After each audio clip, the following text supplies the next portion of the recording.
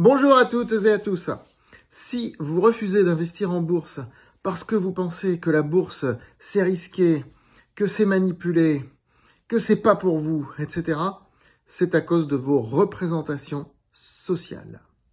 Si vous voyez une bande de jeunes un petit peu éméchés le soir, qui crient un petit peu, et vous changez de trottoir parce que vous vous dites, oh là là, danger là, ils vont peut-être m'agresser, c'est à cause de vos représentations sociales. Si je vous parle de violence conjugale, vous entendez cette expression, à quoi vous pensez? Allez-y, réfléchissez, à quoi vous pensez? Tout de suite, vous allez penser aux hommes qui battent leurs femmes. Mais ça peut être aussi des femmes qui battent leurs hommes. 25% des faits de violence conjugale déclarés en France, ce sont des femmes qui battent leurs hommes. Alors c'est minoritaire, mais c'est 25% quand même. Et aux États-Unis, c'est pratiquement 50-50. Mais les médias n'en parlent pas. Donc dans cette vidéo, on va voir un petit peu ce que sont les représentations sociales, un concept central de la sociologie. On va voir comment elles sont destructrices et bien sûr l'impact qu'elles peuvent avoir en bourse, y compris sur vos comportements et comment elles vous poussent parfois à faire des erreurs. Vous êtes prêts? Eh bien, likez, partagez cette vidéo. N'oubliez pas de vous abonner à cette chaîne YouTube et n'hésitez pas bien sûr à vous inscrire à francebourse.com. Alors, les représentations sociales, comme leur nom l'indique, c'est la manière dont on se représente collectivement le monde qui nous entoure. C'est différent d'une génération à l'autre. Les jeunes ne se représentent pas le monde comme les gens de 70 ans. C'est différent d'une culture à l'autre, d'un groupe social à l'autre. Les ouvriers ne se représentent pas le monde comme les cadres supérieurs, ils ne le voient pas de la même manière. Par exemple, la bourse n'est pas vue de la même manière par les ouvriers et par les entrepreneurs, les chefs d'entreprise. La bourse n'est pas vue, n'est pas perçue de la même manière. Parce que la culture, la socialisation, la manière dont on a été socialisé par nos parents, par nos groupes de pairs, c'est-à-dire les gens qui nous ressemblent et qui nous entourent, donc la manière dont on a été éduqué finalement par tous ces gens-là, n'est pas la même selon le groupe social auquel on appartient. Donc du coup, on va avoir des représentations sociales différentes. Et puis, bien sûr, les représentations sociales, elles sont aussi créées par les médias. Je reprends l'exemple des violences conjugales que j'ai repris pour ouvrir la vidéo. Quand on vous montre à la télé, tout au long de l'année, des violences conjugales, des femmes qui ont été tuées par leurs compagnons, vous vous dites que c'est ça la norme. Jamais on ne vous montre l'inverse. Jamais. Et pourtant, il y en a, je vous dis, 25% en France. Et ça, on vous en parle pas. Les procès en question ne sont pas retentissants, on ne les passe pas aux infos en boucle, et pourtant, il y en a. Aux États-Unis, il y en a encore plus. Et pas seulement des mecs qui meurent empoisonnés, des mecs qui se font étrangler, qui se font étouffer, et qui se prennent des coups. Voilà, il y en a. Il suffit, si vous ne me croyez pas, d'aller faire une recherche sur les moteurs de recherche, ou de demander à une IA de vous faire les recherches pour vous, mais il y en a plein, et dans tous les pays du monde. C'est un peu moins en France, mais plus aux États-Unis, dans d'autres pays aussi, etc. Voilà. Donc, les médias entretiennent des représentations sociales. Les discours des politiques aussi, bien sûr. Donc, du coup, on a tous des manières de se représenter le monde, ce qui veut dire que la façon dont on voit le monde ne nous appartient pas. Elle est créée de toutes pièces par les médias, par les gens qui nous ont entourés tout au long de notre vie, par ce qu'on appelle la mémoire collective, c'est-à-dire l'histoire, et la manière dont elle est transmise. Et parfois, l'histoire est réinventée, réinterprétée. Je repars sur le terrain de la sociologie des genres, des hommes et des femmes. Pendant des siècles, on nous a dit que les guerriers vikings, c'était des hommes virils, triomphants, etc., etc. Il y avait même la tombe d'un guerrier viking qui était honoré chaque année.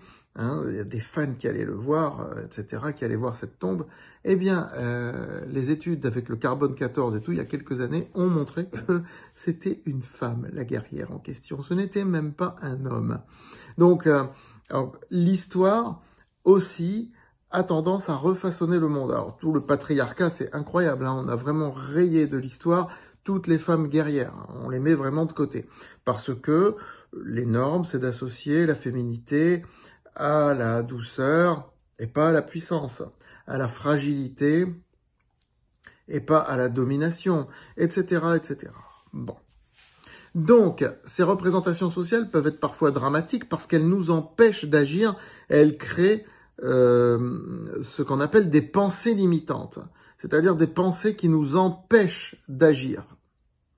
Et on va prendre l'exemple de la bourse. En France en particulier, la bourse n'a pas beaucoup de succès, elle n'est pas populaire. Si vous interrogez des gens dans la rue, la bourse, c'est mal. Hein, on perd de l'argent, c'est fait que pour ceux qui connaissent, c'est manipulé. Ce qui est faux, c'est un marché, la bourse. Elle n'est pas plus manipulée qu'un autre marché. Hein, donc c'est un marché d'ailleurs où l'information se diffuse beaucoup mieux que sur les autres. Mais c'est ce que les gens ont en tête. C'est risqué la bourse. Mais oui, c'est risqué. Mais tout est risqué. Vivre est risqué. On peut tous mourir demain. La bourse, on va vous dire, ouais, mais les gens ils perdent de l'argent. Et les performances pourtant de ceux qui investissent sérieusement en bourse, sur le long terme, n'ont rien à voir avec les performances de ceux qui placent sur un livret A. Et pourtant, les gens vont s'accrocher sur les fluctuations. Alors oui, la bourse, ça fait pas ça. Ça ne fera jamais ça. Mais ça fait ça. Sauf que le livret A, il va vous amener de là à là. Et la bourse, elle va peut-être faire ça, mais elle va vous amener de là à là. C'est ça la différence. Mais beaucoup de gens passent outre, restent cramponnés à leurs certitudes.